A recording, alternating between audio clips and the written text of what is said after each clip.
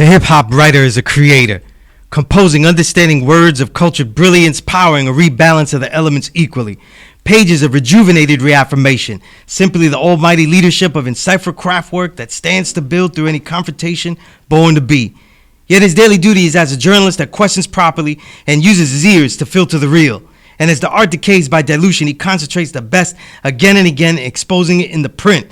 Today's journalist and tomorrow's historian, he listens to share. Here is that necessary attempt executed again and again and again. This is the Power Right Show on S.STREET Media. This is your brother, the lone low life with the home sewn garment, the Boricua with the build, the true and living God stepping and score, Sunyas Allah, aka Skillustrator Low. And we're on S.STREET Media, the evolution of media, where every intrigue will have its own show, every incredible thought will have its own episode, and every timeless insight will be archived. And as I always say, this show is about my element of hip hop, what I like to call the writer of art on art and science on music, the only show in history on this hip-hop writer element that I, a veteran of over 25 years, helped pioneer. All right, so we got past our intro from my brother Kevlar 7, Remembered in Perfection. That track is called I Call My Brother's Son. I always like to say that because I always like to give him homage, you know what I mean? Before we start here, though, loosen your pockets, though. I got 2 books out. The latest book is called The Real of 2020. It's an ebook. It's available. It's only $5 through my Cash App, Sunyas, PayPal. You DM me at Sunyas on the IG or Sunyas7 on the Twitter. What it is not a bullshit ass best of. It's not like these are my favorite 5 records and leave out the whole fucking thing. Or you look at it and you go, oh, those aren't the records I like. Bullshit like that. Who cares a shit about what records I like?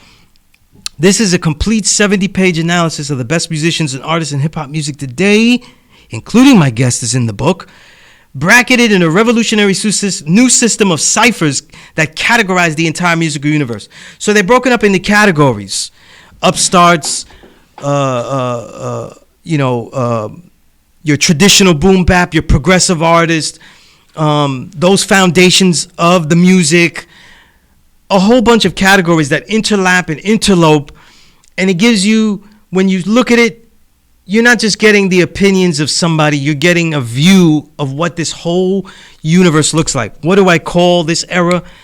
The invisible renaissance. You know what I mean? We got past the 2000s, which I call the dark ages, and it leads to my book that's out on paperback, what I titled The Filtered Real. Essays from the Invisible Renaissance, you know what I mean?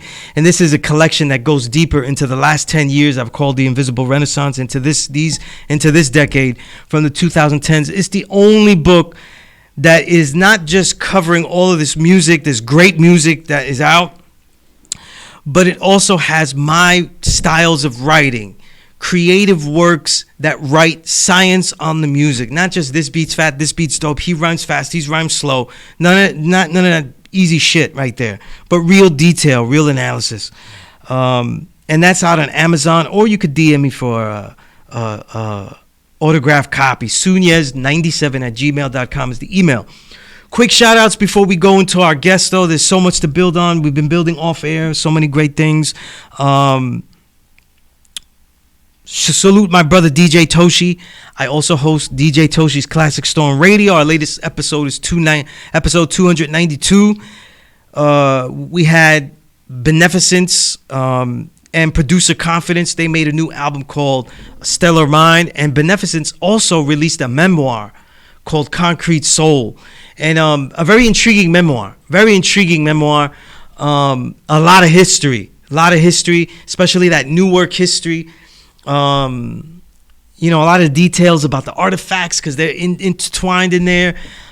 Just a great read, and an independent artist, which is really one of the keys of this invisible renaissance, doing it on their own, how they did it, and the integrity that they kept. You know what I mean? You can't ask for a better read than that. You know what I mean? I read this shit in one day. I read it in one day. Sat down, I read it. And then, of course, our last episode, salute to A1 of A1 and Phonics. Great build with you, brother. One of the best boom bap MCs out there today, representing Medina. I know that you're in Virginia and everything, but you're still Medina to me. Nothing Less is the album. It's one of the best albums this year I've heard. Nice to hear A1 and Phonics after a couple of years. And last but not least, definitely not least, one of the great Boricuas. I want to thank him for what he did for me this weekend. My brother Chilo, one of the great MCs, not just MCs, but poets, authors, school teachers, and he's also done music with, Arturo Sandoval and all these people. So his diversity is incredible. It's great. And, with that said, I'm going to segue to my guest, because when we talk about great Boricuas, we have one that's in the running here. And I'm in a phase right now, right? My producer probably sees it. I'm in the phase where I spent the last 10 years doing two things, and I'll be braggadocious about it. My goal was to come back into this hip hop and prove that I'm the best writer out there. I did that. Anybody that's writing, you gotta, do something else. Keep that as a diary for yourself. That's why nobody's writing. And I'm telling you now, that's why nobody's writing, because I outwrote everybody. I made art on art pieces about this music. You know what I mean? And in the tradition that of the great Amiri Baraka, what he did in jazz, and inspired by the father of my element, which is Bones Malone. You know what I mean? So much so that a lot of people, I'm giving some background, not just for you, the audience, but even for my guests, though, because we're just meeting for the first time. That's how I got my L's in the low lives. I boosted 0 pieces in my life. You know what I'm saying? I've run out of Macy's because the prices were too high, though. Not with a piece. You know what I'm saying? The only thing I boosted was cassettes and music. I mean, that's my addiction. You know what I mean? And I couldn't fit vinyl because, I'm this tall. You know what I'm saying? The vinyl, you're going to see that big square on my chest. You know what I mean? But I was knighted as one of Low Lives thanks to Rudy Lowe, a.k.a. Rakim Supreme Shabazallah. I got the name Skillustrator Low from Thurston Howell III. And it's because of what I do in the community, and it's what I do in hip-hop. I'm saying that to say this, though. It has been such a struggle to write about Boricuas, to write about the Puerto Rican experience, where the first thesis that I ever had as far as writing about hip-hop was to prove that Puerto Ricans were originators in hip-hop. And now, as I come back, I can write for just the joy, because we got everybody in it. You know what I'm saying? We got the Asian brothers, we got all the Latinos in it, right? Everybody's in it. Nobody can stop us and stuff, especially with the independent route. But then there are certain people that are special. They need to be noted because they're great MCs, they're great artists, and then they also happen to be Boricua, and it makes me, a lot. I can't even say proud. I have to say orgullo. I have to use the Spanish word. You know what I mean? Because where this MC is from, Spanish Harlem, though, is a special place of pilgrimage. You know what I mean? I am from Sunset Park, Brooklyn, especially in the 80s, a very all Puerto Rican neighborhood, but it was a quiet neighborhood. In other words, you didn't know us unless you knew us. You know what I'm saying? Right.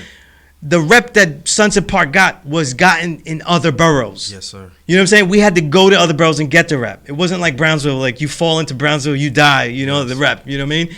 It's more like a Sunset nigga is doing something in the Bronx and shit like that. You know what I mean? Yep. And for us, though, the pilgrimage, and I'm talking about pilgrimage whether you're doing street shit, hip-hop shit, and in my case, trying to learn about my culture, right, about salsa, about my music. The first urban genre of New York City, salsa, was to go to Spanish Harlem. So before I made that great pilgrimage, because I love Harlem, people that know Harlem is a home to me.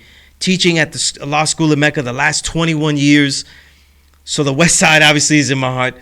And going and meeting so many musicians and talking to and learning about salsa in a way that I couldn't learn when I was, as a kid. You know what I mean? So I have so much love for Harlem. And to hear a great MC repping it and with that vibe, you know what I mean? The vibe, the aura is my guest. I'm not going to prolong it anymore. UFO Feeve is my guest. Thank you, brother. Thank you. Man, great way. I had to give that elongated intro because this whole build is going to show people there are so many things that you're doing that are popular. Right. There are so many people that you are with that are known. Right. And you're one of the few that is in both worlds. You see a lot of the industry that a lot of the greatest MCs in hip hop today don't see it at all. Absolutely. You know what I'm saying? They don't see it at all because they don't have to. Right. You know what I'm saying? They don't have to see any of it. Even if you were, Remembered in Perfection, my brother Sean Price, he dealt with Dug Down, and that was indie struggles. That's it, yeah. But he didn't have to step in foot in the industry anymore. He didn't have to do it anymore after Dug Down started. Yep. The vantage point that you have is so unique, and people ask you about this all the time. I'm focusing on something else. The audience knows that I focus on the science on music. Why after this episode you're gonna be like, I'm not listening to UFO Feeve correctly. You know what I'm saying? I'm listening to him rhyme and I'm dancing like a whore because he's got great rhythm and nice beats, but I'm not listening to him as an MC's MC. And that's why he's on songs with greats like Rim. He's doing work with Terminology and other MCs. He's doing really more hardcore tracks than anybody out now with Nems. Fuck your life. You know what I mean? Which, by the way, was my favorite question ever answered. Right? One of my daughter's mothers asked him one time, "What's a Gunther?" And it was the funniest fucking shit. He goes, he just looks, because he's taller than everybody in the universe. Yeah. He goes, "What do you mean? Fucking Gunther, 30 bitch. Yeah. 30 bitch." Yeah. It was just the way he said it. It was just, it was just classic though. Nems. I was there. That was during the Nems Shazzo York's Chopper remix. Yes, sir. And the professionalism that Nems has. Yes, sir. Wow. He went in, did his verse. Yeah, he don't play. And he did his thing, and then he was like, "Hey, when's the video?" He came back for that because I saw the video later, and it was great. But I want to give a quick background so people catch up and they don't have to do all the research I have. UFO Feeve, Boricua, Puerto Rican, original man from Spanish Harlem, right? Tell me about that journey, because from the perspective that I'm looking at and growing up and covering the music, I was like, man, when is Harlem going to get hardcore MCs again? Because they get so... They get so shiny, you know what I'm saying? Right. And I'm thinking, Dipset, they were hardcore, right. But they got too shiny, you know what I'm saying? Right. They got too shiny, and when you're making records, right, and you're dealing with lyricism, something that people don't ask, and I'll start from the back and go forward, right? What's the work that gets you to MC? Is it the amount of literature you've read? Is it the exercise, the analysis of other records? Right. What was the work to come up to say, I'm going to be this lyrical MC? Right. Well, it all started with my dad.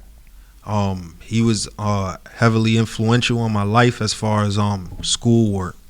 And he always, my dad had this exercise with me where I would have to read a book and then write a book report about the book. Well, not for school, just for him. Word is bond. This is what my old earth Remembered in Perfection, my mom Maria, she used to make me do, and look, I'm a writer, you know. So my dad used to make me do that. Whenever he felt like it, he would just pop up on me like, yo, read this book right here, and let me know the characters, what's the main story, what I'm saying, and I'm gonna check up on that. Wow. And if I ain't have it, then I'll be in some deep trouble. But I remember it being summertime, and I'll be getting dressed to go play ball. He'd be like, "Where you going?" I'm like, "Yo, I'm gonna go downstairs." He'd be like, "You read some?" I'd be like, "Nah, not yet." He'd be like, "You ain't going downstairs until you read. You gotta read before you can do anything else." Yeah, like, yo, go check that book out over there. It's a little 30 pages. Read, 30 pages, and you could get out of here. So I used to sit down. You know what I'm saying? I used to have to sit down and read. And my cousin, let's say my cousin's 10 in the morning, they waiting for me. I wouldn't come outside till about noon. You know what I'm saying? Noon 30. And they'd be like, "Damn, bro, you was reading." Let me not get. He's gonna test you on a fucking obscure page, right? Nah, yeah. Nah. He's gonna ask me. He's gonna ask me. Make sure, yeah. No. My pops is that pops like you know, my dad is Tony from TK. Right. You know what I'm saying? So he was in his granddad as well. So when he was around, he just tried to keep me sharp. You know what I'm saying? Like just bring back knowledge from wherever he was at and just test me on different things, like making sure I was reading, and you know, because he wasn't able to, like there was a point in my life, maybe like in junior high school, middle school type thing, where he TK reunited and they started going back on the road and stuff. So you know, from like elementary when they was popping, and then you know they died down a little bit, and then during middle school they picked that ball up again, and they was on fire, and I just was in the streets. So he would come back and like see me, and my grandmoms would tell him, yeah, yo, he been outside, you know what I'm saying? He don't come upstairs. And then he'll try to line me back up, you know what I'm saying? Like school, what's up with school, this, that, and the third, and give me obligations and things to meet. So that started the growth of I would say like the interest in being intricate in writing. You know, having to like and you're throwing bars right here now. Yeah, having to be because I couldn't read the back of the book and just write what was, you know, I couldn't write a foreword. I have details, to actually be descriptive and what was going on, and so that translated into school. You know, I would be in school and social studies, history, all that stuff was awesome to me. Like, you know, a teacher telling you go in the book, read the chapter, and then write about it. I was already like, oh yeah, I could do that. You know what I'm saying? So that was first love, reading. And I also used to, I didn't know what a lot of things meant. You know what I'm saying? And there wasn't nobody to tell me. You know, my dad would be, so like when people would say stuff, I had like how do you say it? An affection with like going into the dictionary. You know what I'm saying? And just like seeing what things meant. So when people would say them, you know, when older people would speak, I was already a little advanced in the conversation. I understood bigger words. So that was pretty much it. I make my daughter do this now as well. Whatever her school words are, we add some more, and then she has to, you know, she does her definition in her sentences, and I make her, you know, do the how many syllables are in this, you know what I'm saying, all that kind of stuff. So, you know, it kind of started with that as far as coming into writing, but becoming a dope MC, that's a whole different. That came from experience. I had an older cousin who was in the street, and I used to write.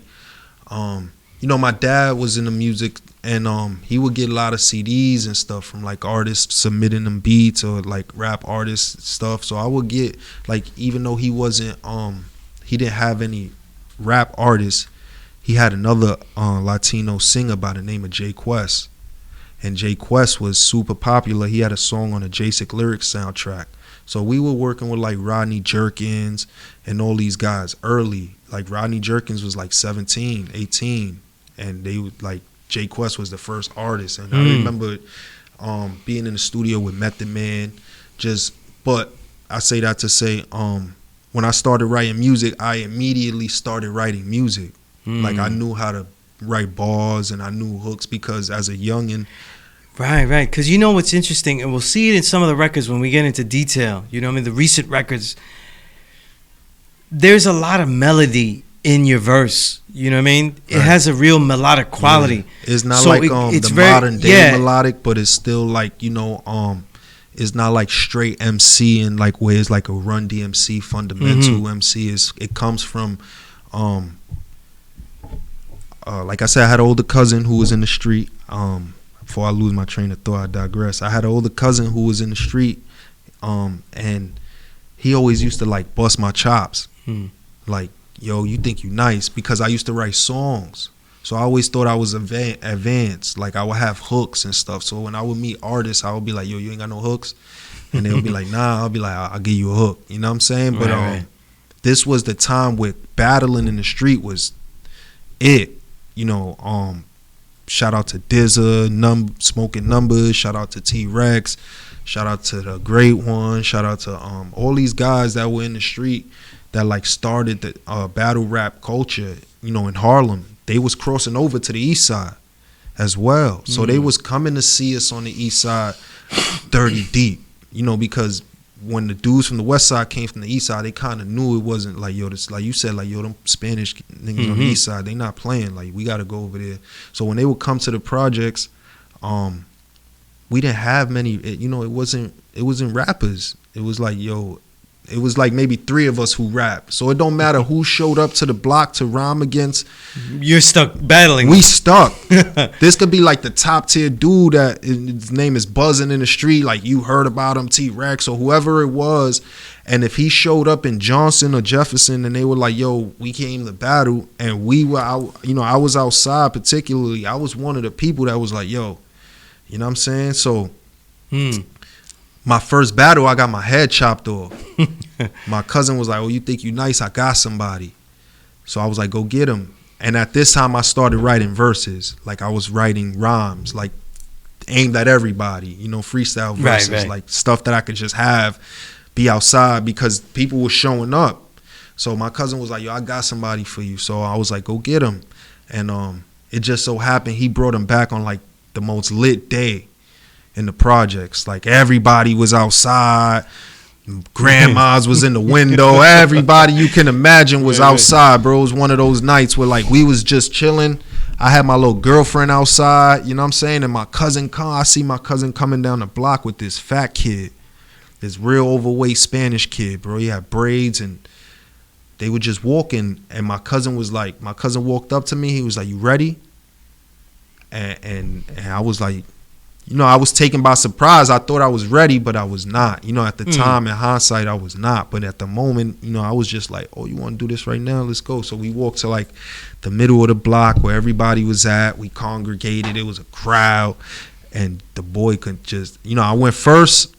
I did my little thing, but the boy just proceeded to just go crazy on me, you know what I'm saying? And, like, I knew he was going crazy when I heard, like, my people behind me, like, ooh.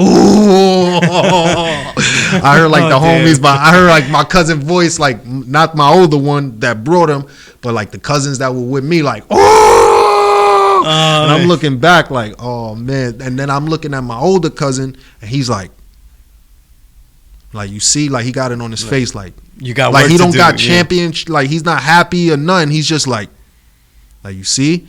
So once he left, but that gave you the fire. That didn't detract you. Oh my goodness, bro! I ain't come outside. Maybe I don't even remember, exactly, but I remember, bro, boy.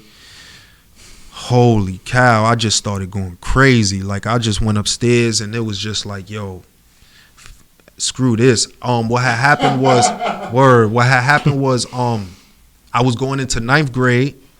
This is exactly what happened. When I was going into 9th grade, and my dad had started a business in East Newburgh, in Newburgh, upstate, somewhere around there in that area. We moved up there, and I ain't have no friends. This is exactly, and you make it remember, twin. You taking me right back to the moment. I've spoken about it, but I've never tapped in. It was definitely that 9th grade year I moved upstate, and I ain't have nobody. My dad took me up there, and it was just me and him. So I would just be in the crib, blacking out. Just writing, practicing. But I was hiding it from him. Because, my dad was super, super, like, during this time of living with him, I've never fully lived with him. You know what I'm saying? It's always been me, grandma, and him. So, if, like, when he would come and stay for the few weeks or whatever he was staying, my grandmom's always was like, I'm like the baby. You know what I'm saying? Like, I'm the firstborn grandchild. So my grandmom's was like, yo, hands off policy. You know what I'm saying? Nobody could say nothing to me. So when I was with him upstate, it was straight like hell. You know what I'm saying? He was like, right. Got to clean your room, do 100 push-ups. You know what I'm saying? He's teaching me how to spar. I'm bouncing on the trampoline for 3 minutes, 3-minute rounds, jumping on the tramp, 14, 15. I'm a little overweight, so I'm crying. I don't want to be doing this shit. You know what I'm saying? He got me taking out the trash, cleaning around because we lived in the house. He had rented this house, so I had to do the yard work. You know what I'm saying? So he was pulling me through it, and I just was rhyming though. I just was like, this was the time I became infatuated with one of the kids in this high school that I was cool with had gave me actually, forgive me, K7.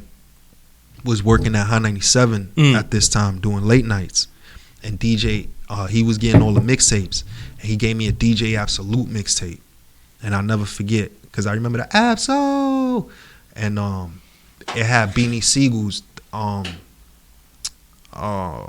the Crew Love, Beanie Siegel Memphis Bleak joint, the first song Beanie Siegel ever recorded with Rockefeller, and it had that, 1,000 Bars, and then What's a Thug About. So it was like 3 Beanie Siegel joints back to back, and I just remember being in love with him. Like my dad didn't have a problem with me listening because my dad's a hip hop head, you know what I'm saying? But my dad was like, yo, who's this guy? Because I used to, Siegel was calling himself Beanie Mac. So I used to think it was the reggae artist, Beanie Man. You know, because I didn't know. So I'm thinking like I just seen the beanie on the, you know, the font was real messed up on the mixtapes back then, you know what I'm saying? So right. I just seen Beanie Mac. So I'm thinking it's Beanie Man, the reggae artist, and so I'm like, oh, he's nice. Like I'm telling my dad, like, yo, you gotta hit Beanie Man. So he's like, he's listening, he's like Beanie Mac. He's like, that's Beanie Mac. I'm like, Beanie Mac. So I'm like, oh, so now he's down with Jay-Z, you know what I'm saying? So that infatuation with listening to Beans at that time just grew me to start loving more of the Philly MCs. I became in touch with like the Headshot DVDs, all that thing that was going on in the underground of Philly at that exact time. Like I knew Beans was beefing with major figures. I remember them calling the Boule Kev, not Boule Kev, forgive me, I'm forgetting his name. I'm a little fried. The DJ from Philly, I remember them calling up Cosmic Kev. I remember them calling up Cosmic Kev, arguing. I was infatuated with Philly rap at that time, and their lyricism was just better than anything that was out. You know what I'm saying? It just was crushing everything. Like, you know, so when Beanie got into it with Jada, I was like, oh wow, Jada's on the ropes.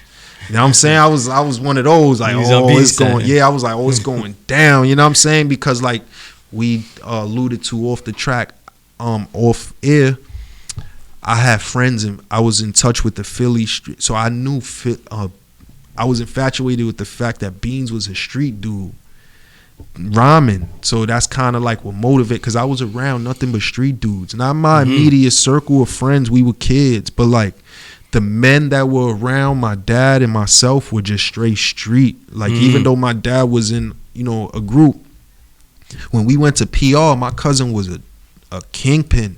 You know what I'm saying? Like it was no joke. We would go to PR. I remember when my cousin got murdered, we couldn't go to PR for a little while.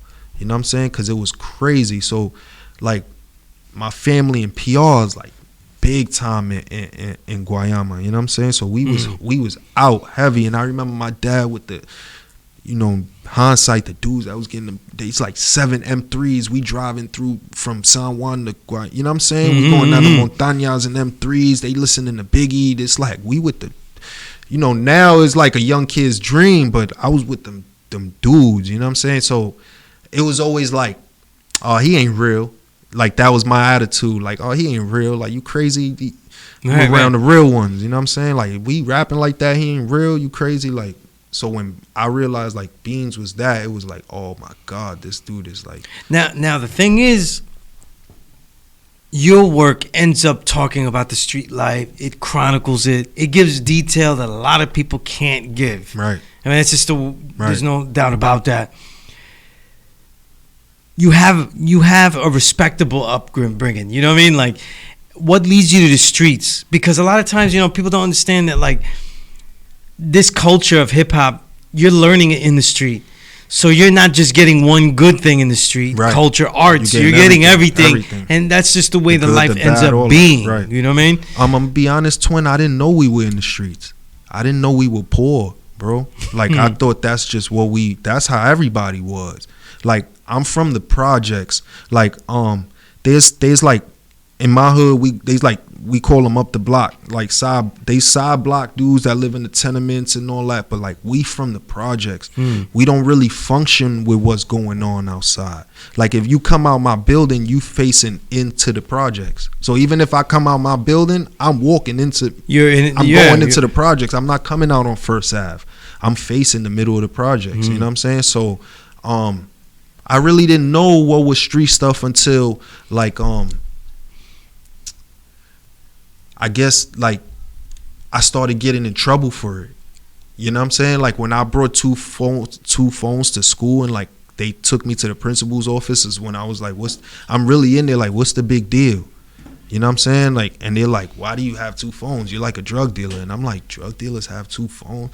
Like, no wonder my dad got, you know what I'm saying?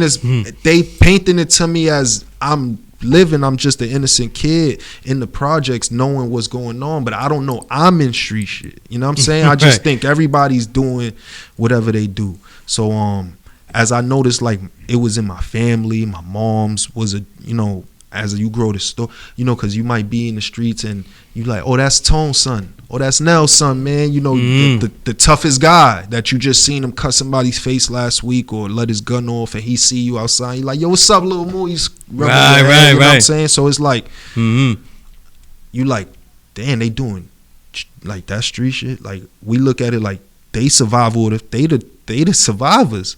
You know what I'm saying? They the ones who's outlasting everybody else. You know what I'm saying?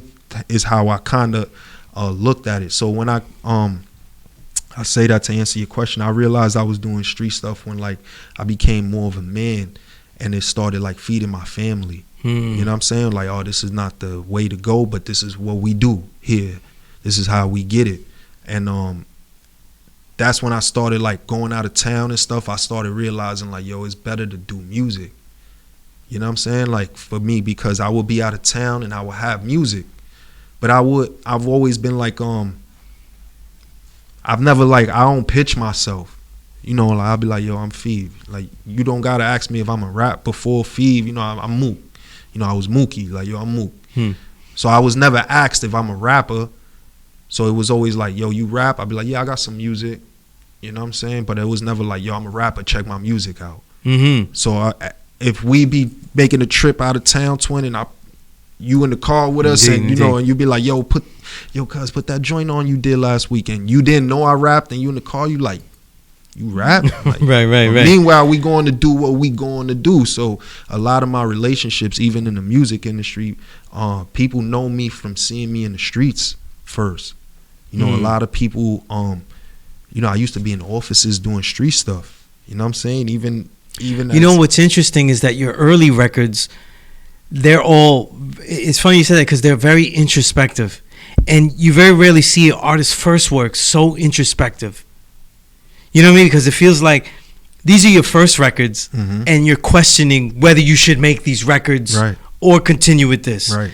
You know what I mean? So they're like open, they're like open that's journals. Where I'm at in life, pretty much. Yeah. That's absolutely, that's I remember having a talk with, respect to Matthew Ragazzino, man, early on, like 2013 or something.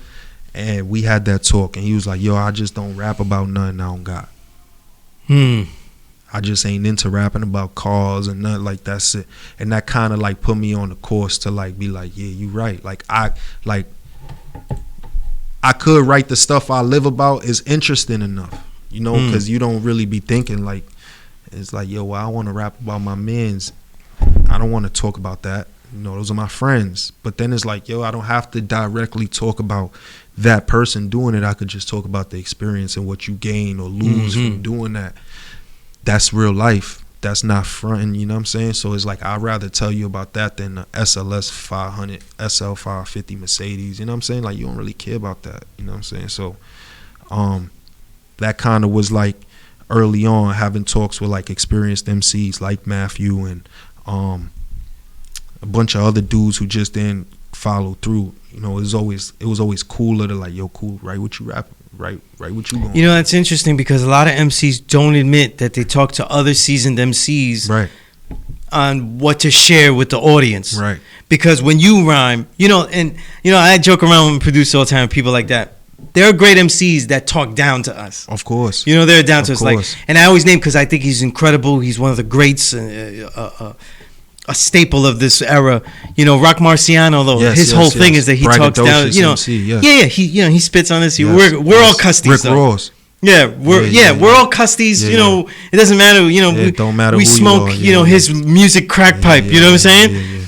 and we enjoy that because there's so many things that he does. But like, you have this way of speaking directly to the listener. Like, you really speak at the listener, even as the braggadocio is maybe above, or like, nigga, you're not on this level. You know what I mean? You haven't done this, but it's never down to us though. And I'm not saying that that's the way you have to do it. I'm saying that it's very endearing when it is. Now everybody got their own flavor, Twin, and much respect to Rock because he's a pillar of this underground community and stuff.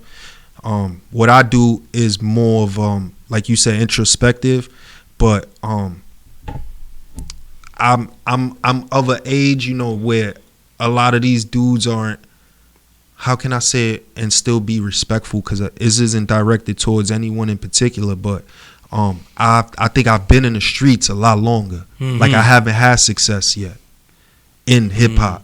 You know, like, I'm not in LA recording albums with art. You know, I'm not doing none of that. I don't even go to Miami to see Joe. You know what I'm saying? Like, I'm just not into like the whole, like, I'm still in the streets. It's like, you know, when people compare me to you know, or Joe or somebody be like, yo, he's the Nas. It's like, yo, the difference is Nas left Queensbridge at 19. Right. It's a much different story. You know what I'm saying? Like, I never left Jeff. Right. We could go to Jeff right now. And you know, it's comparisons like that also make me want to build with you, because my producer knows, and people that read my stuff, they know I never compare anyone to anyone else. Right. Because it sets up a false equivalence. You know what I mean? Because then you get the you know, characterization and shit like that. You know what I mean? I want to ask you two questions before we get into the real details of this music real quick. I spoke about Harlem and what it means to me. You know what I mean?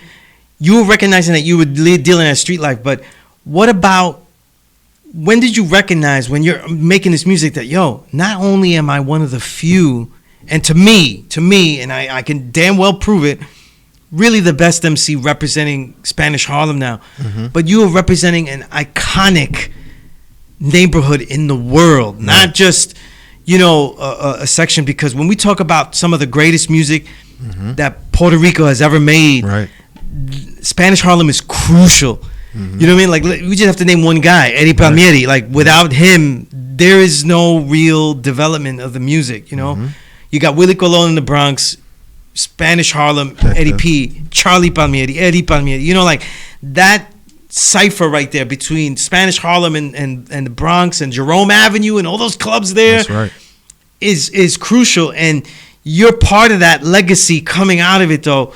And do you ever think about this? Does it ever hit you? Yeah. Because every time when I listen to music, though, you know, for me, because I have those experiences, I think about it all the time. You know what I mean? As a growing adult, I've, you know, but as a when I was growing into myself, not so much. I hadn't even, you know, I had to learn about the neighborhood. You know, that as far as the history, not just the street history and what we was going through, is like a lot of people, even my peers or my cousins, or, you know, they all look for me for information because I went and got it. Because we don't know, you know, Spanish Harlem was just 110th in Lexington. When they first came in the 50s, it was just one block. That's all they gave us. 1950, the first Puerto Ricans came, they landed, they stood on 110th in Lexington, just one block. The rest of the neighborhood was Italian. It was all Genovese. So when the white flight happened and everybody decided to move, then it became Spanish Harlem, then it spread. But we fresh out of Albizu, we fresh out of the Puerto Rican flag being illegal. That's why that's why they draped everywhere so big, because at a time from like 1938 to 48, you couldn't even own a Puerto Rican flag.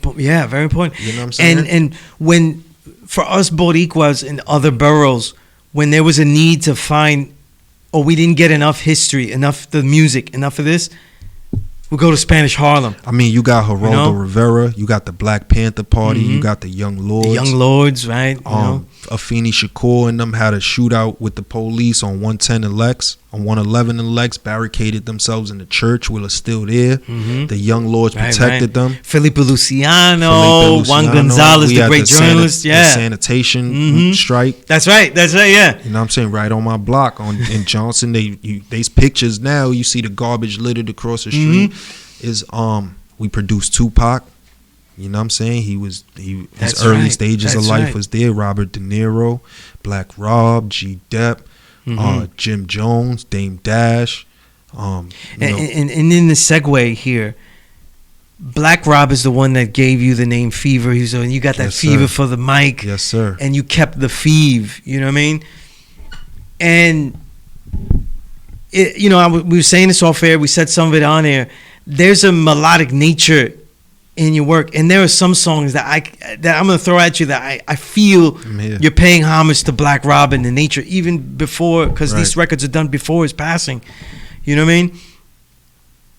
Just tell us how important he was to Spanish Harlem, because sometimes people see how important an MC is to the world that they get to hit in. Right. But you don't really understand how important they are to the neighborhood that they're representing and how inspirational it is. Like, yo, he could do it. Absolutely. You know? Well, everyone has their opinion. For me, Rob is from my building. Mm-hmm. So, my building produced a few legends in my neighborhood, some street legends and we have Rob. They were both synonymous, parallel. Mm-hmm. At the time where the street legend was doing this thing, Rob was doing this thing, and they were inseparable. So now in one building, we got a dude's doing this thing in the streets. We got my dad, who's Tone from TKA, and then we got Black Rob, all in one building. So my dad is managing Black Rob. The streets is buzzing. There's a lot of money in the projects. We outside, and Rob gets with Bad Boy. Next thing we know, I love you, baby. And he's still outside. Mm-hmm. He's still in front of the building. It's led to some stuff that that could have probably changed his life for the better. Right. But for the most part, he was there. I feel like this, right? Excuse me, I'm sorry. Excuse me. I feel like this, right? When I had a show recently and I called it the Dark Ages Build Volume 3, because I'd be doing these when I get pissed off about the 2000s. Everything went commercial. A lot of the great MCs didn't get to blow up. Sucks. The nature of it changed. You know what I mean? I spoke about Black Rob and DMX. And one of the things of disgust I talked about was I hated, as a journalist, seeing and being in these magazines, seeing how they sell it. Not how it was sold or what people bought. Looking at the way they sold the rappers, it disgusted me. You know what I'm saying? Right. And some part of me didn't want them to blow up sometimes, because I hated the way they were selling it, because then that would be successful. And this segues to a lot of the stuff that you've spoken about, working with Fat Joe, being part of TS. You're around so many lessons. Fat Joe is a walking lesson of the industry. That's an actual fact. Seeing things that happen to Black Rob, there's so much that you see about the industry that when you rhyme about being independent, it really resonates with me much more than almost anybody else. Because when people choose to be independent, they hear the possibility of being in a label that could stop them. Industry rule number 4080. You have chronicled stories directly told to you and shown to you of industry rule number 4000s, the 4000, the whole book. You know what I'm saying? Even experiences, twin, because I've signed bad deals, but I've managed to, through the grace of the Lord, man, I've just managed to always stay on balance. You know what I'm saying? I've always managed to I learned communication and articulating yourself well is a great tool to have as you travel through this life. You know what I'm saying? Because it's gotten me out of situations which could have stagnated any other MC. I'm a self-funded MC. So I think that kind of puts me where the Lord needs me to be. This is why I'm with Joe, a Latino MC such as myself, who is another self-funded MC. My first connection was with Puff. It didn't work out. Not because of the music or nothing, but it wasn't supposed to. It just came at a time where I was depressed. Like you said, it was a dark age. And it was the Lord using Puff as a conduit, convincing me to continue to moving forward the way I was. Because I was spending a lot of money on myself. So I would do what I had to do, make my money, bill, studio, close for videos. Bill, studio, close for video. Bill, studio, close for video. Like that. Every trip. I would do the most biggest thing in the world and still just have enough money for bills, clothes, money for a video. It don't matter how it worked out. It was always like that. Right, right. So I started embracing that. You know, instead of trying to be like, at this time with Puff called, I wasn't embracing it. I was worried about materialistic things. This money I'm doing, you know, everybody's driving better cars than me. Everybody got better bracelets than me. This person has better this than me. You know what I'm saying? And I'm doing, I could go get better. But you know what? When that phone call came, it's like, yo, bro, stay where you at. You know what I'm saying? Because when Puff called, it was just a reassurance. It was, my uncle had died the week before. The only uncle I've had that's stood tall. You know, my family's never like neglect. I'm not a person who's like, yo, my family never believe. You know, everybody got something going on. But I had this one uncle in particular who was like part of the crew. He was, you know what I'm saying? Like, it didn't matter if he was living in PA. He was calling me like, yo, the new stuff you just put out, you know what I'm saying? That's right, crazy. This, that, and the third. He was following. And he had just passed away. It was 2016. And I was just in a really dark place, twin. I just wasn't feeling like. So when Puff called, and you know, he just told me how great I was. In all honesty, he just was telling me how great I was. He didn't let me talk much. He was just kept complimenting me, and it was so. It took me back. It was kind of like frightening, you know what I'm saying? In a sense of like, because it sent me into another depression. Like, it picked me up, but I still didn't have the knowledge of self, twin. So I was still feeling entitled. I was expecting something to happen out of that. You know, I didn't. There's like a thing in the Alchemist that's saying, like, if you overlook your blessings, they could become a curse. You know what I'm saying? So I had overlooked my blessing. I didn't use it to my advantage, and it kind of cursed me. It sent me into a depression because I was expecting for more to happen from one scenario. I wasn't expecting to have to work harder after Puff called. I thought that, you know, the red carpet was just going to be rolled out. That was the end of the story. I thought my uncle, because I truly believed in my heart that my uncle used his favor. You know what I'm saying? I truly believe, like, oh shit, yo, you know, when you got up there, he sat right, and then all of a sudden that happens. It Puff seems, calls, and it's like, oh, we out of here. Right. You know what I'm saying? So, and then I'm writing songs for him. I'm submitting songs. You know, I'm doing what I have to do. So when it didn't pan out, I went through the little depression, and I just ended up writing better music. Twin, it led me to write in like more angry, I guess, more aggressive, driven music, to where it's like, you know what? Is this when you're writing let's say the records like Camouflage, that album? It's exactly what it was, twin. Is exactly. This is when I met Joe, Mr. Nice Guy. Those are the records that Dre from Cool and Dre heard. That was like, you know, like, yo, who is this kid? You know what I'm saying? So it came from a place of like, yo. I mean, you know, that's a lot because, you know, again, I've interviewed Fat Joe way back. You know what I mean? There are so many people that pitched records to Joe. You know what I mean? And not just say like if I'm a journalist. If I give you someone a record, it's like he's suggesting I listen to this record. That's my job. I try to tell people what's good to listen to. It's no skin off my back. It's nothing. But people approaching Fat Joe is like, this is my life. You know what I mean? You have to listen to this record. Yeah, you know what I mean? Like, if you don't like this record, it could really change my life. You know what I mean? So like that energy, you know, I would imagine that you either absorb it and really want to like it, or you're like, I can't like everything. I have to really try to find the wrong parts of the song. You know, so it definitely means a lot if someone like him, you know, and it doesn't help the cause.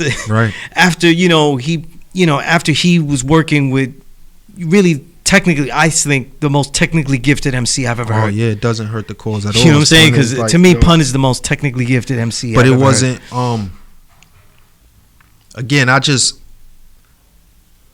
All right, so when I like to just give you a timeline, twin. Like when I did Camouflage, I had got my now wife pregnant, and that led to Bible. And right at that time, twin, is when I gave myself to the Lord. Okay. That's the time where I said, I literally, I remember looking at my uncle's you know, the little carta you get from the funeral, you know what I'm saying? So I have it on my uncle's is on my refrigerator. I remember listening to the writing Bible and crying to him and breaking down and crying. And because I was broke. I left the streets. So I left like all my friends. I left everything alone. Like I wasn't doing nothing. So I didn't have any income. I was not trying to get a job. I was just I wasn't also trying to be a burden to my woman. So I was trying to make this happen as fast as possible. Right. As fast as I think I can make it happen. You know what I'm saying? So I broke down and I started crying, man. And I remember just being in my kitchen and I hit the floor and it was like a weight just lifted over me after I stopped crying. But while I was crying, I kept repeating like, please just give me the opportunity. That's all I kept repeating, like, please, Lord, if you give me the opportunity to showcase what I have, I will spread the word of God in every rhyme. You know, and not a sense of like a traditional gospel way, but you will be with me in every rhyme. There'll be something dedicated to you in every rhyme if you give me the opportunity to kill these niggas. I just want to kill them. Give me one opportunity to just go out here and be the illest they ever seen. And yo, man, I wrote Bible, and then I guess that was like my offering. You know what I'm saying? Because it was kind of like that's what like the dudes who got kids be like, yo, man, that's the album. You know, Wu-Tang for the children. During this time, unlike anyone else during this era that I've covered, you're kind of going both ways. People are hearing you work in more pop places that you don't expect to hear that in, and also in the underground. You know what I'm saying? Or what I like to say, where the best music is. You know what I mean? Right. And absolutely, it's intriguing. It's a twofold path that no one really has other than yourself. There really isn't anyone that I can think of that has that path, because if someone names you somebody in the more that's rhyming in the more commercial side, I'll tell you honestly that they're not that good. You know what I mean? I keep it real, and I don't want to name names. I'm not. No, we're not here for that. We're talking about UFO Feeve here. You know what I mean? But that dynamic, because those other guys that we could mention, they're not doing any of the records with the best artists that are known throughout the underground that have dominated. Right. Dominated. You know what I'm saying? Where people find the records, you know, essential. Where people are playing, you know, hundreds for vinyl and shit. You know what I mean? And fighting each other. You know what I'm saying? For a fucking vinyl on eBay. You know what I mean? That's a fact. And this is where we start to get into the records. And there's so many records. You know, I mentioned to you, the listeners, we talk about Camouflage, Bible, Basic Instructions Before Leaving Earth, like Kill Priest said. You know what I mean? Peace to Killer Priest, always a peace, brother. One of the greats in this. Those records, I can't even get. I don't even want to get into. I want to get into the recent records, because I feel like the records I'm going to talk about now, since last year, right?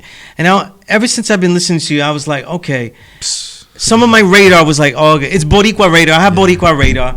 You know what I mean? And then I have like hardcore radar. You know, he's on this song, he's on that song. You know, he's all over Terminology Records, though. So he's being pitched to somebody that's good, right?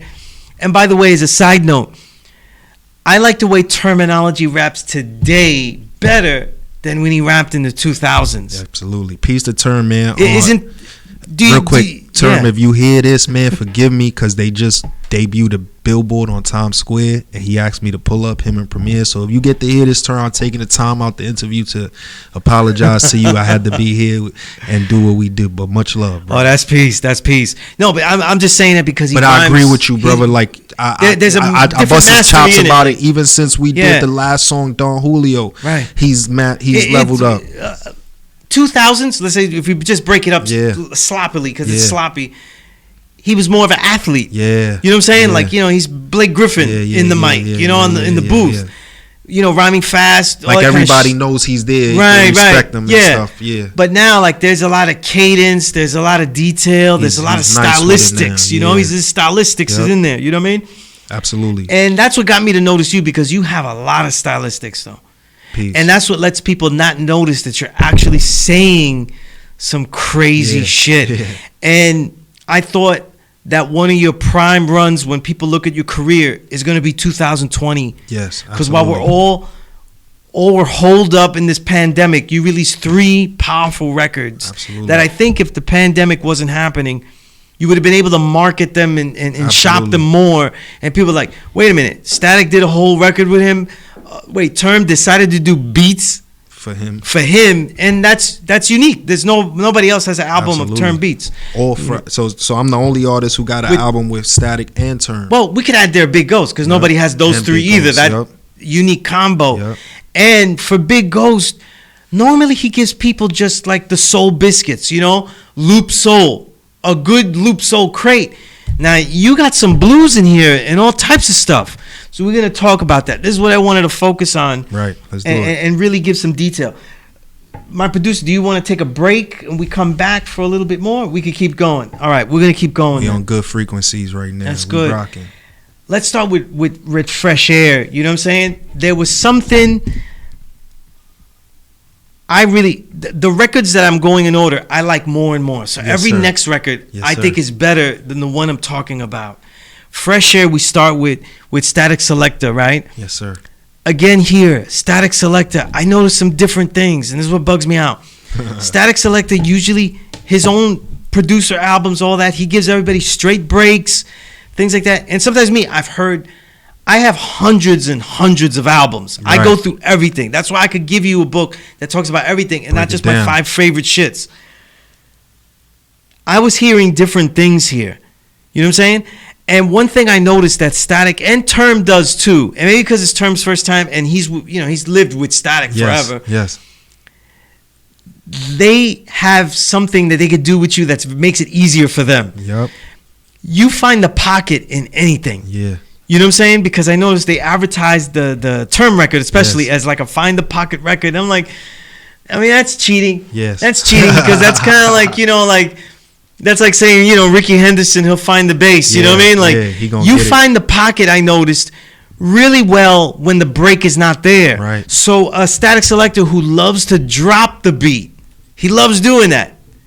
He did that a lot on the record. Yep. You know what I mean? He had you start off a little, Yeah. and then there's one song, I forgot which one it was. Let me see, I have it here.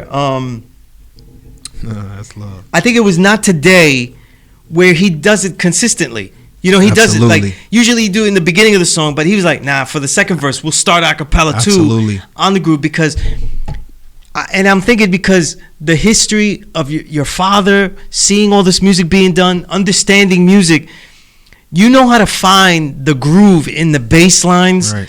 and that thing, something that like resurrected really what Brownsville Ka became. You know what I'm Right. saying? What he was hearing in his head and describing to me, and what Rock Marcy and what Alk does, because Alk finds such great crates. Right.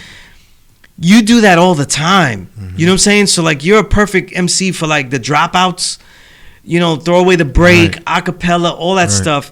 And that's why I was saying that there's a melody in your acapella. Yes, sir. Because I hear a certain groove in your acapella. What are you listening to when you hear the music then? Like, if the music has everything, what are you hearing in the beat that says, I'm going to use this? I got that. Let's do that. It's what I hear. That's a great question, Twin. What I mostly hear is kind of like, if I had to describe it and put it in something tangible, in a form that's tangible for you to understand, it would kind of be like a ultrasound wave or like a heartbeat wave, like depending on where the poop is landing, that's where I'm gonna jump. You know what I'm saying? You know what that reminds me of? When RZA talks about the pulse of the pulse, music. That's so pretty much that's what it is, Twin. From me, you know how Kanye says he sees it in colors. I see it in, like, if you close your eyes, it's in the pulse. It's in a way like. So if Static throws something on, for example, for Not Today, when Static throws this stuff on, I'm working on it as he's working on the beat, cause Static won't let me take nothing home. So that was another question I had for you. So you have to work on these songs in real time, in one time, or do you get to one time? So you don't get to like say, okay, we'll finish Golden Soul tomorrow, unless he didn't like something. Okay. If he was like, yo, that hook ain't. wait, because part of the major part, and I say this all the time about music journalism, is the appreciation for the excellence of the record. You know what I'm saying? You know, like sometimes you don't know how dope a player is. You know what I'm saying? Right. You hear a record, you know, Coltrane did that one take. It was Right. 30 minutes. You know what I'm Right. saying? Or, you know, Ray Barretto plays Right. the whole song like that, you know, and his Right. hands is that fat. You know what I Right. mean? You did some songs here that are not just, okay, let me just throw some bars. These are real song structures, so you don't get to go home with this shit. So, Nah. but you write a whole song. I'm not talking about a song, you know, bars. A song like Bad Luck, an entire story. How does that come up though? Don't you feel the pressure of like, I want to go eat, I want to go chill, I'm tired. No, so that's was my problem, twin. I'm not a studio rat, so I'm in there for like, you know, Static and them have this running joke where I'm great at Irish goodbyes, like. Cause the next thing you know, I'm not there. So it's like fit into my name, like you know like the Irish exit. When they say yeah, like the Irish yeah. goodbyes. Like everybody will be laughing and then turn around and I'm not there. You know what I'm saying? Like Right. I just said a joke, everybody's laughing and I'm gone. It's just, I guess it fits to who my personality. When I transitioned into UFO, I just, you know, I'm in the studio. How me and Static worked was, Static is a night hawk, a night owl. Like they in the lab all night until the morning sunrise. I can't do that for many reasons. One being I got anxiety. I can't be nowhere too long. You know what I'm saying? So I show up as soon as Static shows up.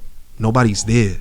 It's just Static. You know what I'm saying? So I'll clean up the studio, you know, because I get that from my grandmother, you know. So I clean to clear my mind. You know, Take out the clutter of the when area. I first did it, right. Static was like, yo, what you doing? I'm like, nah, this ain't got nothing to do with you. Just chill. I got you. Una limpieza, man. I vacuum the whole thing. I clean, you know, I wipe everything down. I got the incense. I'm chilling. I'm rolling up. I'm doing my thing while he's in working. So he's pulling up the loops and stuff. So while I'm hearing, I'm like, yeah, Stat. So he's like, and that'll keep him working on that one. You know what I'm saying? So once I say yeah, Stat, I'm already like hearing where I gotta go. You know what I'm saying? So like for Not Today, Terminology wrote that hook. You know, so when I got to the studio, Static had FaceTime Term, and Term was like, yo, let him hear the joint that I wrote. So when he played it, I was like, oh yeah, I got you, because I already was like, I'm always in that zone of like, yeah, a song like that is like, we could do that. You know what I'm saying? So when for Not Today, it was one of them things where like I just gotta express myself and vent for the whatever little insecurities I'm having or frustrations, just vent them in this song. So this allows me to take me back to frustrations I've had years ago. Right. You know what I'm saying? But that's what fits this song. Like just vent and any frustration. So you might hear me talk about all types of So stuff. how long do these songs take for you to write them? Now that you For Fresh Air get Twin, over like the idea that I'm stuck in this every thing. experience is different. For Fresh Air Twin, everything is off the top. There's no loose leaf, no. So wait, a song like Bad Luck, the entire story. Yes, off the top. You're And like, I let could me just you tell a how I story did it. about how life sucks. Static, we were in the night studio one night, and I was just complimenting Q-Tip. You know, Static was DJing, because Static DJs just like, he might just start DJing. Okay. So he was just scratching up one night, and I was like, damn, Q-Tip is, you know, I was just bigging up, and Static gave me some history about how he came in the game under Q-Tip. So Wow. this was something I had no idea. There's a lot about Static I still don't know, you know what I'm saying? So he was telling me this and how he came up and the stuff he did early on and some of the production Man, he that's was crazy. there for, you know what I'm saying? And stuff he's seen. And while he's telling me this, twin, I'm like, I'm kind of in awe, like, Wow, oh, that's damn, amazing. like, yeah, like Static is... You know, as a side note, salute the Queen's tutelage musically. Exactly. Because where would music be Large without Large Professor Professor, and Q-Tip. Yeah, Beatnuts, exactly. Q-Tip, teaching all these brother. other people. Exactly. You know what I mean? So I'm getting Yeah. so all right. So I say that as Static is saying that we may be like 3 or 4 songs in the Fresh Air, maybe 3, and I tell him like, yo, I got it now. Like it kind of I like you telling me that, and then me like Fresh Air is my Midnight Marauders. 8 million stories, bad luck. I got it. You know what I'm saying? So Right. every song on Right. Fresh Air coincides with Midnight Marauders. That's The only thing we didn't right. do was put the voice, but we put Harley, you know what I'm saying? Mhm. Saying Fresh Air. So it was like, because as I'm jogging and I'm working out, I'm listening to Midnight Marauders. So when I would go to Static So at it's kind of night, like vicariously, like in the back of your head, you're getting ideas. so one night Static is playing the beat and I'm like, yo, Static, what beat is that? He's like, oh, I made this yesterday when my brother came to visit. I'm like, oh, I got something for that. He's like, all right, I'm going to load it up. And I'm like, last week my girl was stressing me. Just last week my girl was stressing me. Now, hold up. I'm like, all right, I got it, twin. Give me a minute. So I'm rolling up and I'm like, I'm just putting the story together. You know, I'm Right. taking everything Fife said Right. and I'm just paraphrasing it and putting it into my. So when he says he had tickets for the Knicks versus Rockets, you know what I'm saying? I had tickets for Starks was no, ejected. I had tickets. He says he had tickets for the Knicks versus some, and Shorty couldn't go because I say I had tickets for the Knicks versus Rockets. I call her Catalina Colombiana with ass like Trina. She telling me she can't come from the last time I never seen her. Right. Plus her son is home and she can't leave him. I feel depleted. Wish I was weeded. Right then, a Celtics fan ran by and scuffed my Jordan 4s. Yeah, the Celtics fan is Static. Right then, the Celtics fan. Right, because he's Boston. Right then, so I'm in the booth. I'm like, right then, a Celtics fan ran by and scuffed my Jordan 4, had me superheated. I had the 4s on. So, you know, this is all that's like. hilarious, yeah. So, but it's all coming from Fife. You know what I'm Right. saying? Twin is all like man. matching what Right. So, as I start the second verse, I took 5. I said, just last week, my girl was stressing me. Now her best friend is undressing me. I thought we could make love under the moonlight. Wow, what a Now I'm homage. tricking on her just to keep her mood right. And that's how Fife starts 8 million stories, the second verse. You know what works too in the Midnight Marauders, because Q-Tip is such a his verses teach so much though without being didactic. It helps when his voice is perfect. Nah, he's nice. The most unique voice, He's one of the nice. most unique voice, up there with Sadat or anybody else. But you have also a gift, and I'm just making note. I'm not going to quote bars on this one. Right. I will probably later. You have a real gift, and I'm highlighting it here, for what I call is rhyming the aphorism. An aphorism is a saying of understanding written beautifully. So the Tao Te Ching, the Dhammapada, you have this way, a real gift for giving insights, but saying them in those beautiful way, and then saying them at moments that you don't expect them. Golden Soul, you start off the song with those bars. Usually people have to work their way into the jewel, and you lead off with the jewel, and then it becomes a detail of the jewel. Right. You really flip a lot of order on a lot of stuff, and it makes the lyricism something that people don't really notice, the order that you use. You know what I'm saying? I'm just making note of that. No, that's what Term, we had to talk about that one time, because he was like, yo, how do you manage to like carry the rhyme for so long? Like every one of your bars got to do with each other for so long, like as to where a rapper won't, it's 3 or 4 because if bars you're and it's doing on this to the record, next. This record is a stream of conscious record, Right. and yet you're clinging for a long time. That's why I was saying you didn't take this home. You didn't. Nah, that's what Term said. He says, yo, Phoebe, you know what makes you nice, bro, is you able to carry the topic for so long, Right, with different flows, and you'll say something like son, and you think you're gonna stop, and it's continuation to that same like the bar before that. He was like, so I don't know.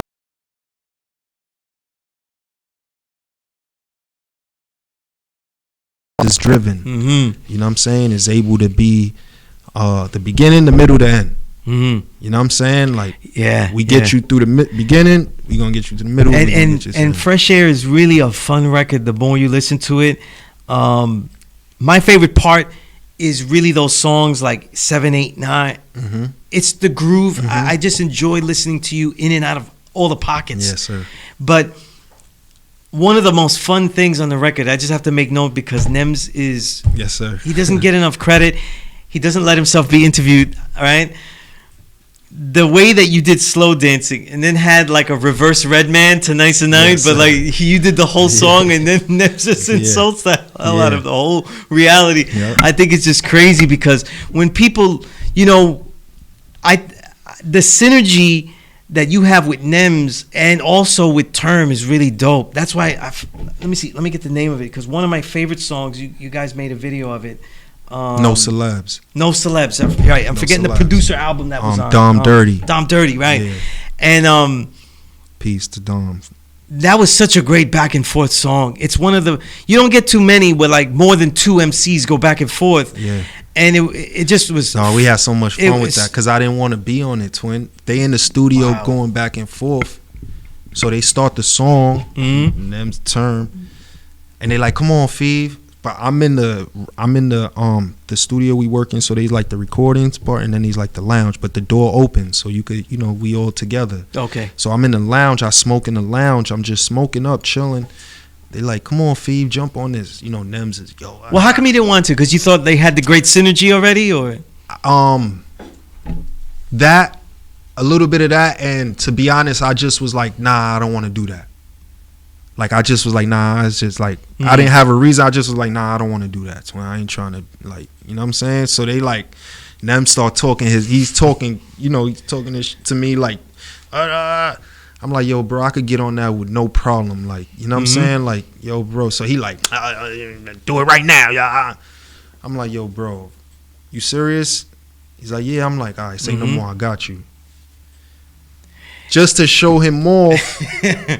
Right. Dom was recording us. Static had just left to get something to ease me, Term, Nems, and all that. We talking crap to each other. I'm like, yo, bro, I don't even got to, because he's like, right. Because him and Term are writing.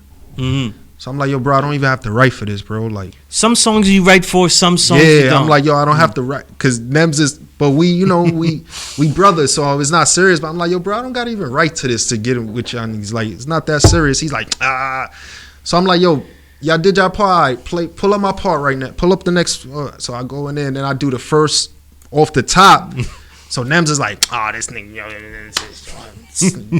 you on it now. You on it now, though. So we start going and, we going at each other on the song. You know what I'm saying? We going, following each other. And we had just had fun. It was kind of like, like if you with your cousins, you know what I'm saying? Yeah, like, it's such, besides it being like a whole Boricua song, which is very rare. And we didn't even know, you know what I'm saying? It's just very natural, but the three of yous have such great inflection that it makes the whole record real stylistic. Together, you know what I'm saying? It's just three different flavors. It's like a rainbow good. Icy. You know what I'm saying? Yeah, it sounds good the whole way. It's one of my favorite songs that I heard recently. Especially, I was so happy that y'all made a video for that because it was so funny. And then Nems calling you Pony Danza. It's just the funniest shit. That's why, he's talking. That's what I'm saying. Like, we always, I love him, man. Shout out to Nems, man. We always, like, try to push, he busts my chops because he knows I think I'm as good as I think I am. And I admire him as an MC, so we always like, right. I'm always pushing him like, yo, go. I'll be like, yo, it takes you an hour to write you know what I'm saying? I see a lot of like ideas between you and Nems because Nems is so hardcore, known as a battle rapper and stuff. Sir. People don't notice how deep his rhymes are. Yes, sir. Or how introspective they are also. Absolutely. You know what I'm saying? And how inspirational they are, because that last record he did, The Monsoon, yes, absolutely. that whole album is just incredible. You know what I'm saying? Yep. And I just love that record. But getting on, we got that record. You don't get Fresh Air now. I don't know what the hell's wrong with you. But then you did From El Barrio with Love, right? Right. And I saw this record more as like thematically more of a street declaration album. Right. You're really talking about the streets a lot. Like, this is what it was. You know what I mean? I was a drug dealer. This is what I was doing, though. Right. This is what it is. Right. And my man Babito Ross of The Leftovers, right? He did that cover. You know what I mean? To The Leftovers. Definitely. Off air, I let UFO know what. We are the Leftovers and all that kind of stuff. You know what I mean? Yes, sir. But again, I felt like Term, he gave you a lot of pocket grooves. Yes, sir. A lot of funk. Yes, sir. A lot of groovy funk. Diamantes, Villains, Hypnotic, they're all the same type of song, that groove. So his crates are real nice. Yes, sir. You know what I'm saying? Yes, sir. And then he gave you that, when he gives you the drums, it's really like a thump, like The Bad Guy. Yes, which sir. is really great. You know what I mean? One thing I didn't note about is that you often, rhyme in that slower tempo. Mm-hmm. You know what I mean? Is that because you're asking, or people love you in that tempo? They love me in that tempo. Because the only song I saw was a little bit faster was "Only a Dream." Right. And you rhymed that a little bit faster. Right. And I was like, wow. 850i, you could say it's a little bit, was a little bit more bouncy on the flow, slick Rick. Yeah, and I like you on faster tempos too. Yeah, I do too. I mean, Petey Crack's one of my favorite MCs, so I always like that. Definitely a fast tempo, expert, Yeah, so, man, but I don't know. They just love, I think the baritone in my voice shines better on the slow flow. The natural voice that people kind of like, the gruff, you allowed to hear that pain, as opposed to when I'm putting the tempo on a little more. So I think for Term, what he wanted to capture with those beats was, I guess, what he liked from me as an MC. And I would think, like, you and Term, I feel like this album was made around a lot of conversations about MCing. Yeah, for sure. And what's ill is that, like, it always came back with Term with the beats. Like, it wouldn't be like, yo, Term, throw me something. It would always, like, we'll chill, and then, he'll come back next week and be like, yo, I got an ill batch for you. You know what I'm saying? And I'll be like, all right, let me hear. And he'll play, and it wasn't like 40 beats. He'll play 3 to 4 joints. Like, yo, this is what I had in mind. Which one of these, you know what I'm saying, you like? You know what I'm saying? So it was kind of that. And he just had a vision for it the whole time. I even say it on one of the songs on Only a Dream. I say, I tell Term we need the drums. My ancestors trying to remind, you know what I'm saying, how far I've come. So it's like, we would have those conversations where I'm like, yo, I'm not doing a whole drumless album, Term. You know what I'm saying? Like, he'd be like, yo, bro, trust me, you sound amazing. You know what I'm saying? So I'd be like, yo, we got to throw. That's where 850 comes, and Drug Dealer, those kind of songs. So I was like, yo, we got to do some like my joints too, you know what I'm saying? And you talked about the pain. That was the first lines of the album, the Diamantes. Peep game from an MC with a brain that prefers his rappers broke, because that's when you hear the pain. Exactly. You know what I mean? You learn, and you learn so much from Fat Joe and stuff like that. You know what I mean? And he actually debunks that, or he's an anomaly, one or the other, right? Because again, I talked about it off air. That rhyming he did on the DITC album, though, I mean, that shit, look, I have reviewed. He was broke then too. Twin. See, that's the thing. Joe will tell you, like, the reason. All right, so I'm gonna stand up for him one time. This is the only time I'm gonna really just address this. Like, we gotta understand that, like, Joe, the Joe we have now that creates the music he creates now. Like, after Me, Myself, and I, he no longer recorded in New York. All his music has been recorded down south in Miami, around Khaled, Cool and Dre, around these people, not necessarily around Buck Wild, AG, around the DITC crew. So me getting around Joe, I kind of learned to experience this. All right, so when Joe comes to New York, we doing the Jim Jones feature, we doing the Chic feature, we doing the Havoc feature. When Joe's in Miami, he's doing songs like Sunshine. He's doing songs like that. Right. You know what I'm saying? So it's kind of like me being next to him and a fan. I learned the dichotomy of who he is. When he's recording here, the frequency and the vibe he's on, you gonna get that. I caught his mother at the Face to Face. Now she laying in St. Raymond's in Section 8. You know what I'm saying? Like, you gonna get that, but you're not gonna be able to get that from. And it's kind of like this, being an artist, I understand, because if I was to go to Hawaii for a month and record an album, it's probably not going to sound like...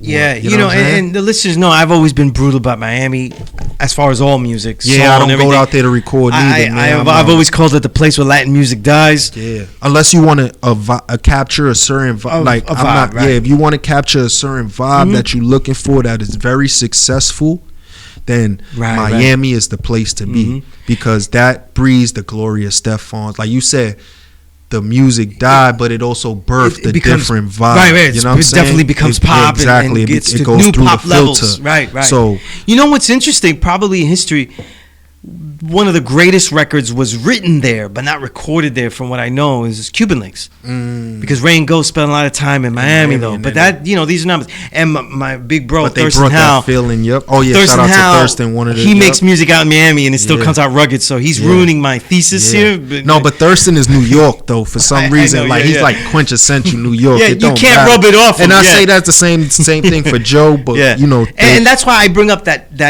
DITC album from I think it was 2016. Yes, sir. Because it's such a stellar record. He was incredible with it.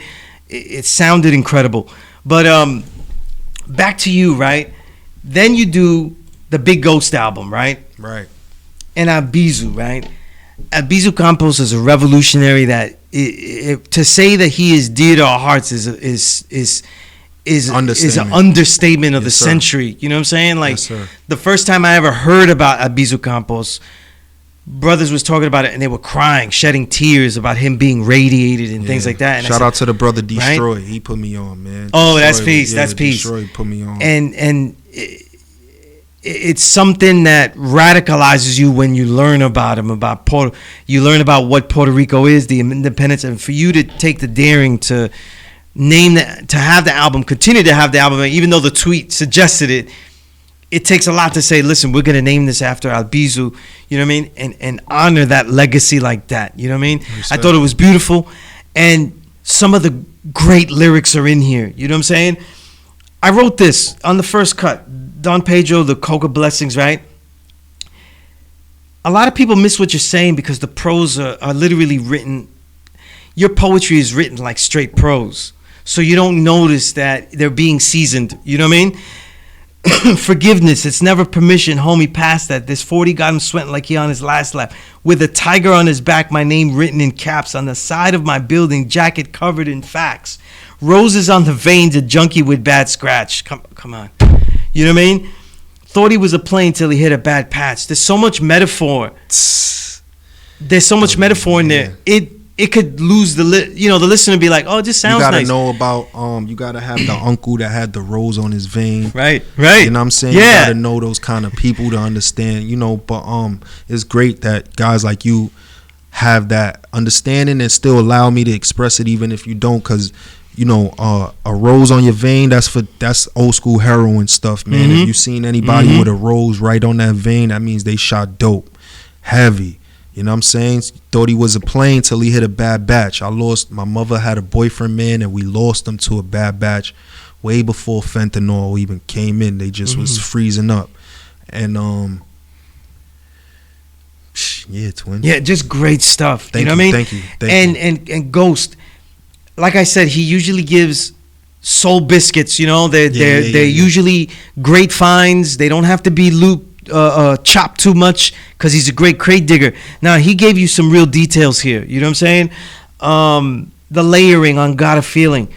Feeling I'm being penalized, not sanctified, and sent these niggas a sweeter platform, make them magnified, balancing tradition with rhythm. Wow, yeah. Let's get this clarified. I've been through the stage of emotions and you look terrified, but problems never been in the physical but of the mind. You know what I mean? I mean, these are journeys. These are journeys in there. You know what I'm saying? And when you rewind them and you enjoy them with the music that Ghost is giving, it's just Ghost really went out there for you with this one. You know, with the music he was giving you and the stuff that you were throwing in there. You know? Yeah, man. He wasn't even. Be honest, when I took him for a ride, he didn't expect it. He did not expect it, man. And I don't think he doubted me because he was riding for me, but. Again, I don't think people understand what they getting themselves into when we do it. So when he sent the beats through, he sent them exactly how they was, twin, and I wrote them in like 2 days. There's a lot of boom bap today that's great musically, and it could be classified as quality retro. You know, it recreates the great era. Big Ghost, a lot of his works are like that. If I had to give the best stuff of Big Ghost, this album would be one of them because of the differences and the progression that he takes it to, you know? And the cleverness, spit out of the cracks grew me, and you could still smell the fumes of my tea. You thought a rose grew. You know what I mean?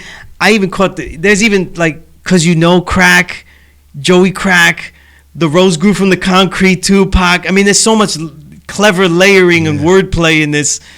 I'm just trying to like, it's such a fun record, you know, listening to UFO Because Fever. Rose grows, Yeah.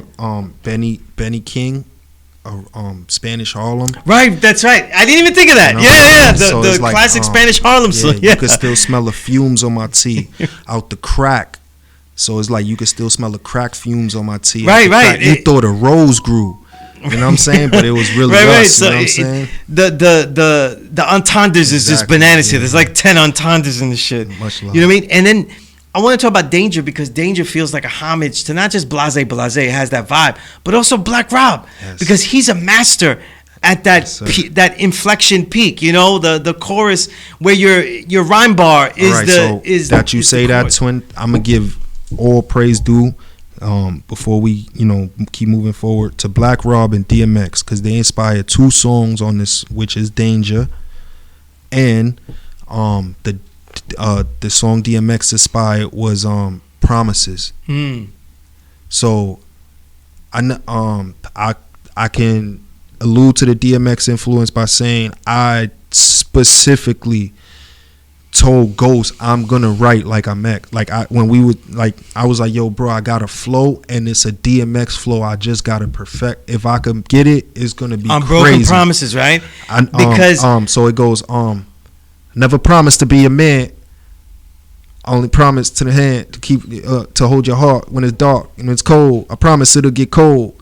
To give it to the floor, in the hand. And you know what's interesting is that the whole song sounds like a chorus. An extended chorus. So it was like it all comes from that either let me fly or give me death. Let my soul rest or take my breath. If I don't fly, I'ma die anyway. If I don't grow old, I'll be cold any day. That's the so it was like, what do you do to get the influence in there but not be like a straight bite? Because I just try sometimes some of these songs you wouldn't really catch it though. Yeah, it's just comes like you said, it's trying to like picture where they were when they wrote that. You know what I'm saying? And recreate that same delivery, not the flow, but the delivery, the way that they like the way they were sweating in the booth. I want to be sweating that same exact way. I want to be rhyming it the same exact way. I don't want to sound or bite from them, but I promise to be a man. I promise to be the best. I promise to protect and understand. I promise to never fold. I promise to still hold you down when it's dark and keep you warm when it's cold. Like when I heard this song, I wrote here one of the many overt outright soul songs. You do a lot of soul songs. Yes, sir. Some of your songs are straight soul songs, and this was one of them. You know what I'm saying? It was a straight. I didn't see the DMX. I just heard it came exactly like a soul like song. how I told you about Fife and 8 million. It was the same thing. It was like, yo, very bro, dope. This deserves like a homage to like this is because I always imagine like if I had to meet these artists, right? And I got an opportunity to get them on the record, I always have to have a record ready. You know what I'm saying? So I'm always writing with that in mind too. And the lines in Danger, look, all these rappers out shopping trying to find my cloth. Can't be cut like me, your fabric way too soft. You should have been a bedsheet the way you lie to the feds. The only thing I ever hear was some untaxed spends. The way you should have been a bed sheet the way you lied to the fans. The only thing I ever hear was some untaxed bands. Right. Okay. Yeah. Dope. Fucking dope. I'm saying that's the only thing we ever hear was some untaxed bands. Dope. You know what I'm saying? You know what I mean? And then Today's Math, conscious songs without the preachy stuff. Yes, you know sir. what I'm saying? Ducking the law, birthing styles. Y'all thought I was out here fucking raw. You know what I mean? That's a bar right there. The way I'm birthing styles. You know what I mean? The way thought birthing I was out styles here fucking raw. Like wordplay. You know what I'm saying? Wordplay. And when I'm in blues song, Trinidad versus Camacho, that's a blues riff. That's really a blues song. It's really a blues song. And some of the lines there, born to bowl, where I score, makes the highlights, sidelines, players commentating on all my life. And one, laid the baddest women outside. Just cleverness throughout the bars. You know what I mean? Box Cutter, another great back and forth with Nems. You know what I mean? There's so much on this record, you know what I'm saying? But Demigods with, the homies. Right. There's so much on this record, but I want to end with just making note that I still think the best record that I would give to somebody immediately is still your latest record that I've heard, The Thrill. And part of the reason... Wow, thank you, Twin. That's big. Part of the reason for that is because the lines are incredible. You again starting verses that seem to be in flow, in the middle of something. You know what I mean? As applause fills the venue, she overlooks the menu, not a care to even gaze what happened on stage. Hit the stall and stiff half her age. Man, we're taken to the middle of a story. Yeah. You know what I'm saying? It's like it starts. Yeah, right? Like it starts right, like boom. The thrill, fever business. You know what I mean? One thing I love about the fever business, besides that great rumbling break, the bass line, is because Butch he gave you some stuff. The industry insights from you is something I listen to a little bit more than other people, because I told you, you know, you have this double vantage point that no one has. You know what I'm saying? Capital. I'd rather storm Spotify looking for the dollar sign, shake somebody down for the change. I quoted so many bars from this, though. We don't have the time to get into all of this, you know what I mean? But this whole idea, the way you metaphorize, though, their desires is like the rappers that want to get on the labels, all the money that you got to invest, they want a white man to take them to the prom. They go produce a bomb. They get nervous when his hands up your dress. I don't know. If you guys don't fuck with that, I don't know what's wrong with you. You got the wrong show. You know what I mean? Balance, another great song about ethics, the way you make records, the groove again rhyming in the groove. But the real stellar song that really blew me away, since I have to fast forward here a little bit, right? You even introed it, but inner space and then outer space. It blew me away. The song is so beautiful. And by the way, as a note, I have two daughters though. I have one that's gonna be 20 and I have one that's gonna be 8. Every line that you have about little girls though, I love it. I love the songs you write about your kids. It's beautiful. But the things you said here, I channel energy for positive thoughts, and I black out until the walls get reinforced inside the glass house. There's so much in there to think about. You know what I'm saying? There's so much in there. Like, you've got your own shit, so you've got to fortify. You know, you don't throw stones. You've got your own shit that could be criticized, you know? Exactly. And this homage to Doom, I saw the wordplay for Doom. My knuckles hitting your smile, knocking your caps out, like the all caps joint. Rest in peace, Doom. We broke the mask out. Mascots thinks it's a game until I back out. Wow, what up? I love Doom. My producer loves Doom. We miss Doom like crazy. Yeah, I know when I wrote that one, I was like, damn, that's hard. Yeah, I was like, that's crazy. There's so much layering here, but the layering is what the listener needs to hear too, right? Respect. Let the rhythm, movement breathe. Keep a banger up the sleeve. Watch the money start growing off of trees. I can't give it justice the way I'm saying it though, but it's the way that you're saying it. It's all layered there. You're rhyming in perfect syllable matchup, synergy. Everything is in there. Thank you, and then brother. You end the song in an incredible bars here. I've obtained knowledge of self, true wealth, stuck on the moon, praying that somebody will help.